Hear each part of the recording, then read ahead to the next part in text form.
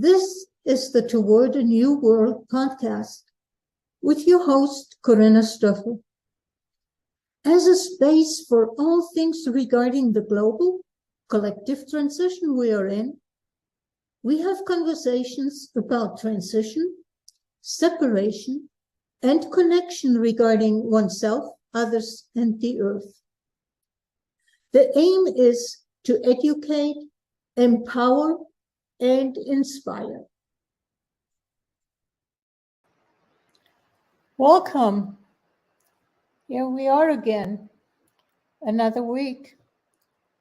And the subject for today is to look at what is real, what do we consider normal. And we have been entrained that this reality is real. Everything else is either imagination, fantasy, magical thinking, or even woo. And the argument for this reality being real is that science can actually prove the reality of it in every aspect of this life. So let's look at a few things. Individual units contained in bodies, meaning us humans, are separate from each other. We can't know, or better said, I cannot know what you are thinking. Is that true? Or what you are feeling. Is that true? Empaths talk about that they can perceive the space other people are in. And the real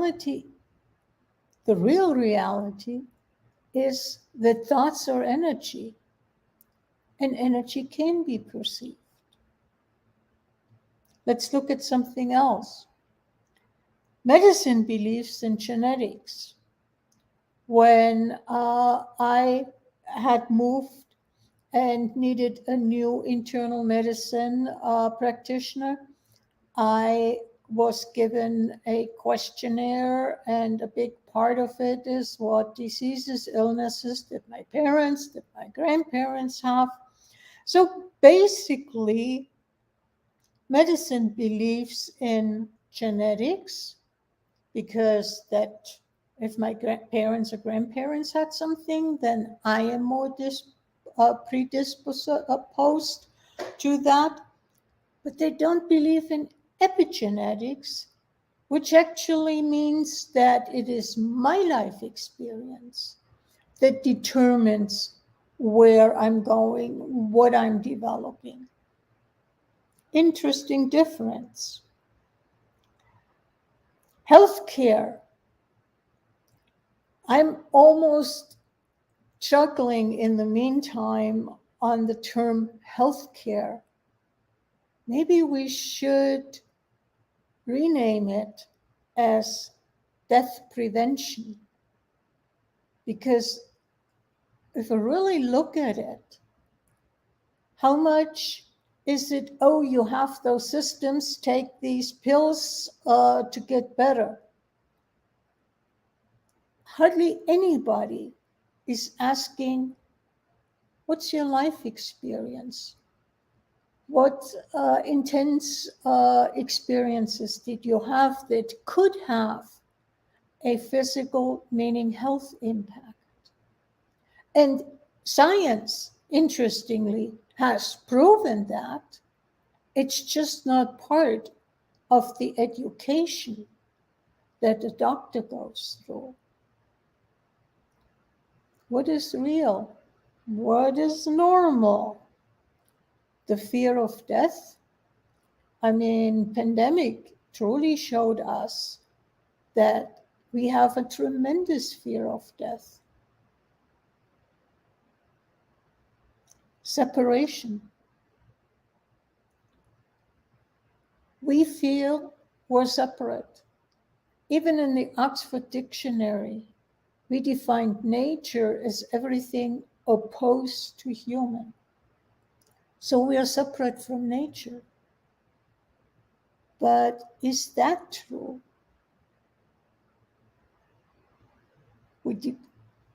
We act that way. That is correct. And acting that way and believing that we are separate from nature actually leads to fear. We are afraid of nature. And how often is nature described as being against us? And that fear of being separate also leads to a scarcity thinking. If I'm separate from you, then I have to be in the job market in competition with you. Then I have to earn money, more money than you, because there is not enough money to go around.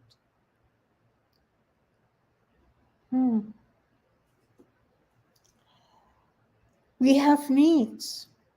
We develop needs. We need to be right. We need to be good enough. We need to fill in the blank. It's actually any of the needs that we perceive. It leads our sense of separation and our scarcity thinking leads to a destruction of the environment. We have to get, in order to fill that deep void that's in here, that deep void that gets created as a result of attachment disorder. We are not attached to nature or to the earth, yet we are of nature and the earth. It's not star material that our bodies are made of. It's earth materials that our bodies are made of.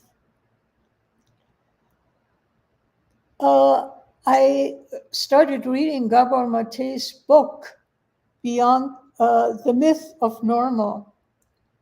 And it's assumed that it is normal behavior for us people that we are competitive, that we are selfish. Yet, if we look at the history, would we be here today if thousands and thousands of years back we would have been selfish and competitive and not being willing to share, being willing to collaborate? We probably would have been extinct by now. So what we label normal, how far is that something that is determined by men, but not necessarily anything that is natural, that is healthy? So normal responses to abnormal behavior or abnormal circumstances, as he talks about in his book, like racism, a woman being raped, are those normal circumstances? There is a healthy response with withdrawing, with fighting back. And it is a normal response for the body to have a physical reaction to that. And yet, that physical reaction we consider abnormal. PTSD is abnormal.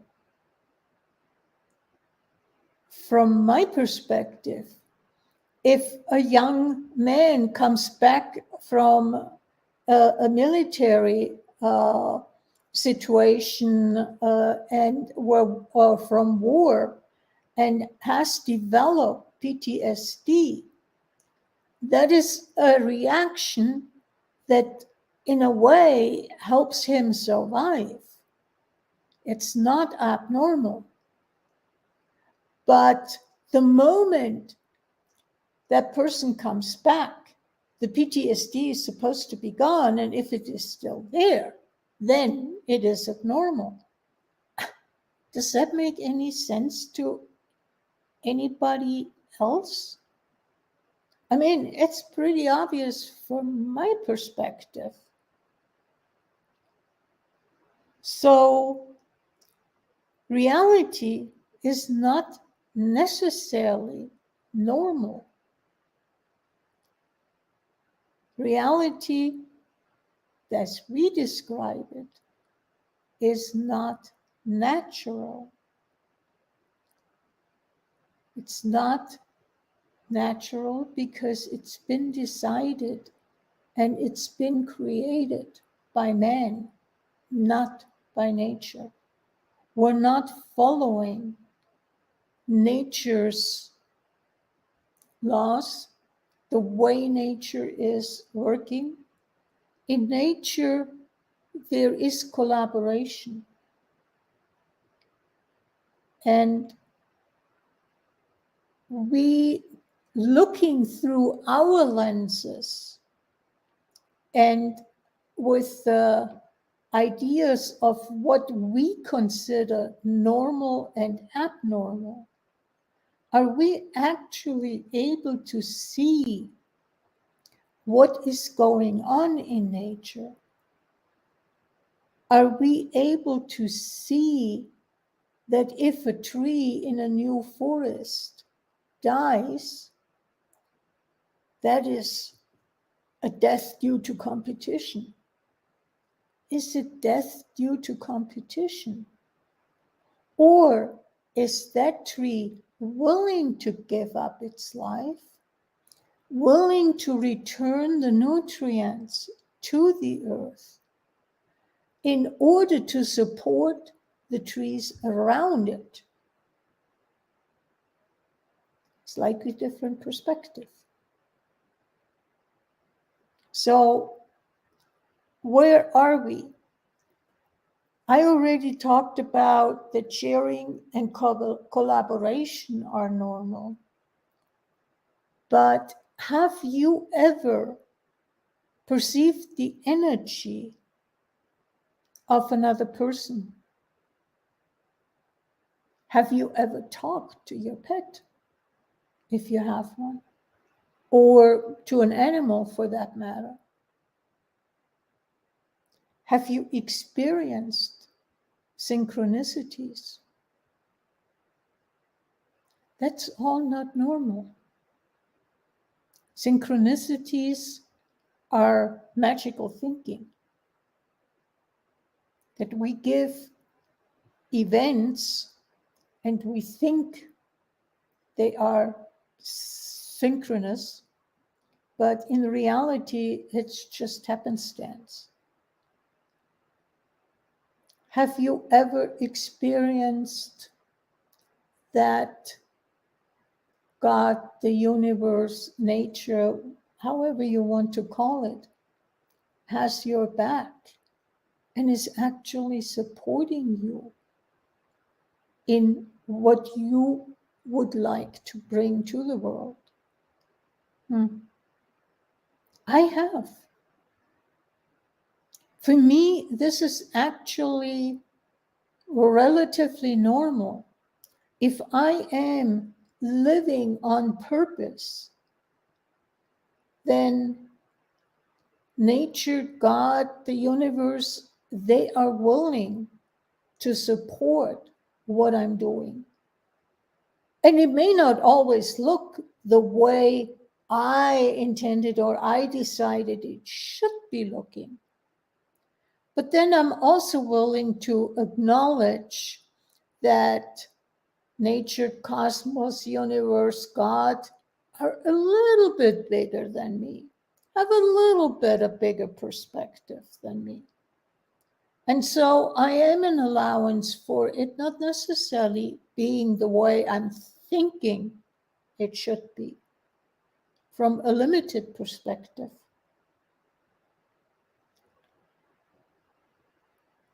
What if normal, what we consider normal, what we consider reality, is actually a virtual reality? I mean, you probably have heard and experienced virtual reality. There is the 3D goggles that you can have in movie theaters. There are those goggles that show you a reality. If you are a Star Trek fan, then you probably heard about the holodeck where they could go and experience being on Earth again while they were, forever long in space. We've all heard about virtual reality, but that is something strange. That is something magical, some, fantasy that has nothing to do with reality. What if we live in a virtual reality? Being removed from nature, how much are we willing to follow the ways nature is doing things? For years, I have made it a practice to look at how nature deals with situations. When I was stumped about something that was going on in my life, and I have to admit, doing that has given me a lot of insights and broadened the way I'm looking at things. And if you would ask me right now, give me an example, I have to admit, I'd be hard pressed to come up with an example, especially since I haven't prepared for that. But I just know here is one example that comes. I remember being in Yellowstone, sitting in the car while it was pouring rain, and still observing one group of elk approach another group of elk. It was all females. Usually there is a female lead mare with each group. And I could perceive that back and forth. Can we join? The weather is lousy. And for me, I was observing the lead mare, how it was going about, and thinking about leadership. How do we do leadership? Leadership has often that confrontive element. Not that asking, how do you feel if I join you? How do you feel if we collaborate in this situation? That is usually not considered part of leadership. And it was really interesting for me to observe how those two groups of elk were working together and slowly becoming one. Not necessarily what easily happens in the human realm. So, what if not fear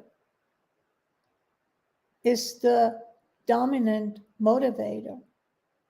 Which, if you really look at it, how much is fear a motivator?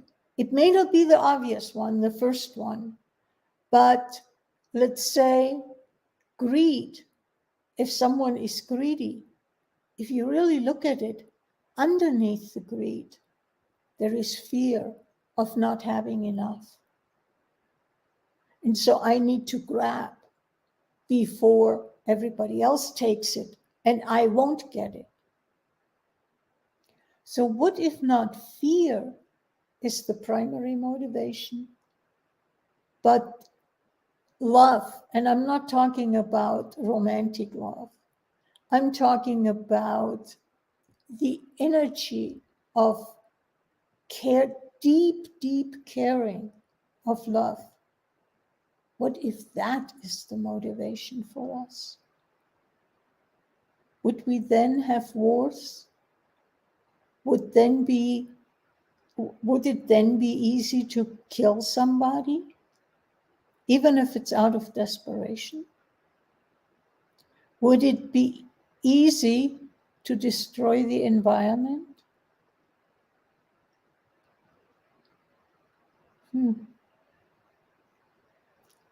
Slightly different perspective. How would you live that if love is your motivation? And would that change the way you look at the world?